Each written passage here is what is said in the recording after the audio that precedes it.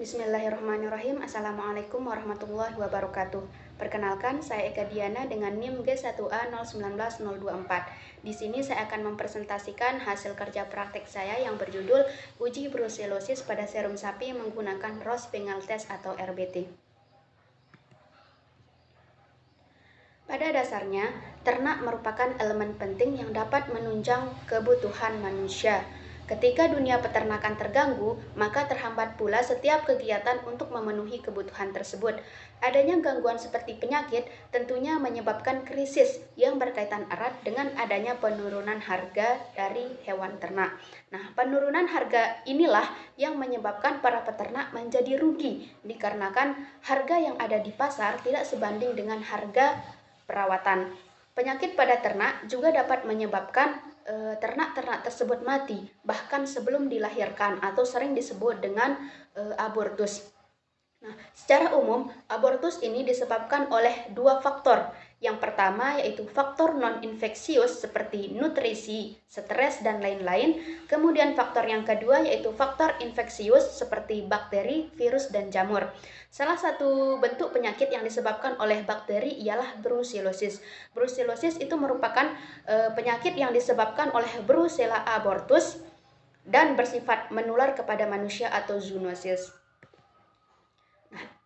Ini merupakan peta persebaran dari brucellosis di Indonesia menurut Balai Veteriner dan Pasar pada tahun 2010. Nah, pada peta ini dapat kita lihat bahwasanya ada beberapa wilayah yang belum terbebas dari brucellosis seperti Banda Aceh, Medan, dan Sumatera Selatan. Sedangkan di daerah NTB sendiri dapat dinyatakan bebas dari brucellosis. Akan tetapi hal ini penting untuk dilakukan agar kita tahu bagaimana cara penularan dari brucellosis itu sehingga kita bisa mencegah agar status bebas ini dapat kita pertahankan.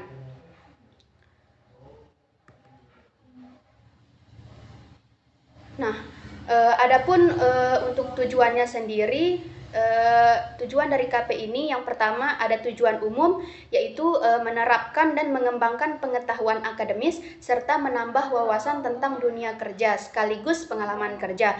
Kemudian untuk tujuan khususnya ada 3 poin yaitu untuk mengetahui tentang penyakit brucellosis, yang kedua yaitu untuk mengetahui prinsip uji brucellosis menggunakan Ross Bengal Test, dan yang ketiga yaitu untuk mengetahui teknik uji brucellosis pada serum sapi menggunakan Ross Bengal Test.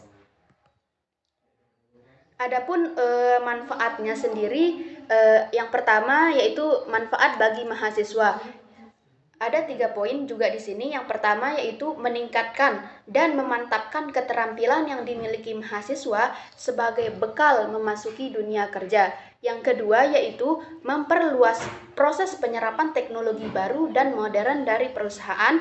Dan yang ketiga yaitu melatih tanggung jawab dan kedisiplinan mahasiswa sebelum memasuki dunia kerja. Kemudian manfaat bagi instansinya yaitu untuk membantu dalam setiap kegiatan yang dilakukan di instansi. Metode. Adapun peralatan yang digunakan dalam pengujian kali ini yaitu ada microplate, ada micropipet, ada tip micropipet, ada gelas kimia, ada rotary agglutinator, ada stopwatch, ada sarung tangan, dan tabung vacuum container. Adapun untuk bahan-bahannya sendiri ialah serum sapi sebanyak 10 sampel, antigen Brucella, dan kertas label. Prosedur kerja. Pada dasarnya, prinsip pengujian brucellosis ini sama dengan rapid test pada kasus COVID-19, yaitu adanya ikatan antibodi dan antigen Brucella yang diberikan. Nah, jika terdapat antibodi dalam sampel serum, maka ia akan berikatan dengan antigen yang sudah diberikan tersebut, sehingga menghasilkan reaksi positif.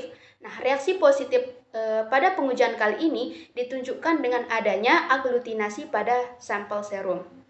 Nah, untuk prosedurnya sendiri, yang pertama yaitu dimasukkan sebanyak 25 mikroliter sampel serum pada tiap lubang plate dengan kontrol positifnya.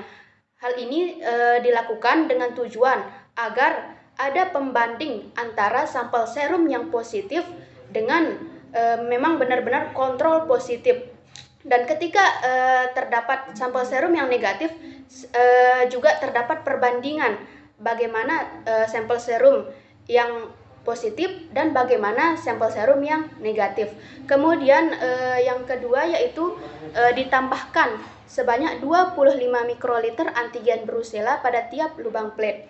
Tujuannya yaitu agar antibodi yang ada di dalam sampel serum ini nantinya akan ada yang mengikat.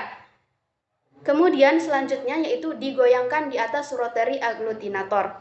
Tujuannya agar sampel serum dan antigen dapat tercampur secara sempurna. Nah, ini merupakan hasil pengamatan daripada sampel serum yang sudah kita uji. Dapat dilihat bahwasanya semua sampel serum itu berhasil negatif brucellosis. Nah, ini merupakan gambar dari setiap sampel serum yang sudah kita uji. Bisa dilihat di paling ujung yaitu terdapat kontrol positif.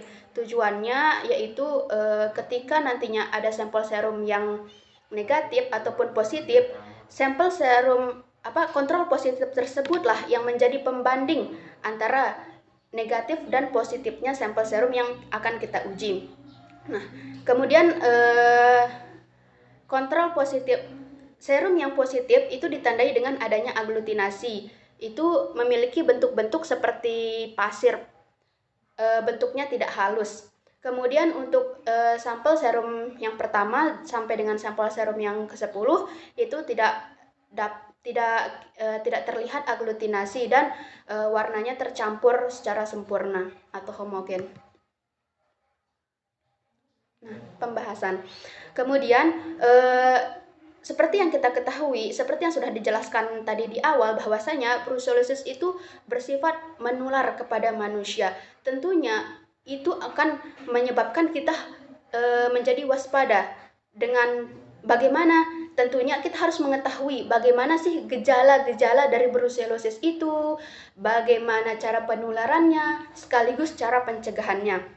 Yang pertama yaitu untuk gejala-gejalanya sendiri pada hewan, biasanya fetus lahir secara prematur. Nah, pada saat lahir, fetus sangat lemah atau fetus sudah mati di dalam rahim. Selain itu, terjadi retensi plasenta, penurunan produksi susu, penurunan kesuburan, orsitis, epididymitis, dan infertilitas. Adapun media penularannya yaitu bisa melalui mulut, saluran reproduksi, mukosa saluran pernafasan, mukosa konjungtiva, luka terbuka, dan melalui transfusi darah.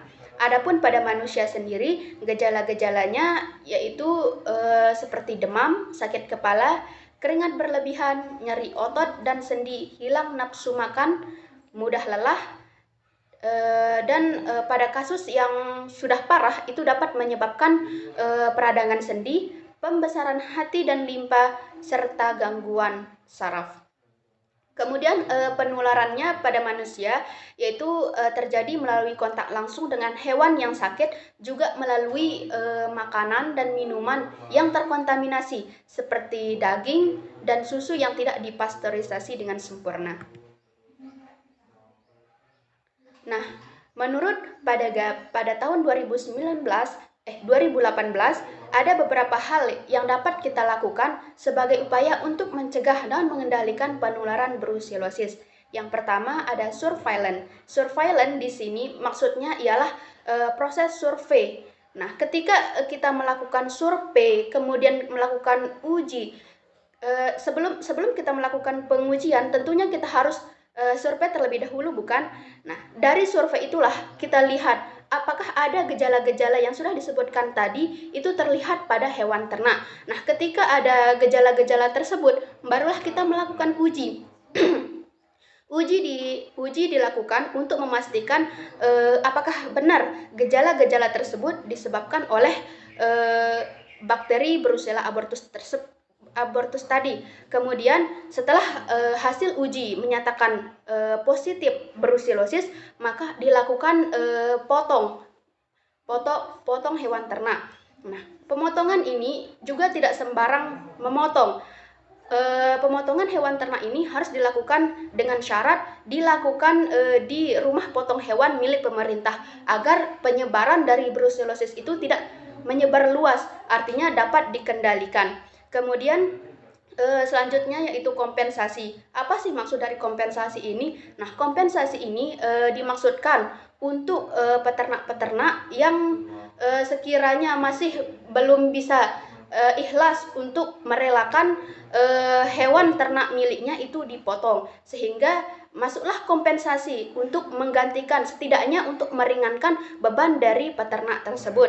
Selanjutnya yaitu vaksinasi. Vaksinasi di sini biasanya dilakukan pada kasus yang sudah parah. Artinya di sini jumlah daripada kasus brusellosis itu sudah tinggi pada suatu wilayah.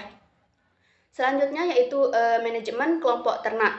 Tentunya hal ini sangat penting terkait dengan lalu lintas ternak, bagaimana jalannya jalan keluarnya ternak dari suatu tempat itu juga akan mempengaruhi penyebaran dari suatu penyakit. Semakin banyak ternak yang keluar masuk dari satu tempat, maka itu akan menambah kemungkinan besar dalam tempat tersebut bisa tertular penyakit. Kemudian yang terakhir itu adanya peningkatan kesadaran peternak. Tentunya ini adalah salah satu hal yang penting, karena tanpa kesadaran peternak segala upaya yang dilakukan di atas itu tentunya tidak akan berpengaruh dan tidak akan bisa berhasil. Next, mungkin ini yang dapat yang bisa saya sampaikan. Kurang lebihnya saya mohon maaf. Wabillahi taufiq wal hidayah. Wassalamualaikum warahmatullahi wabarakatuh.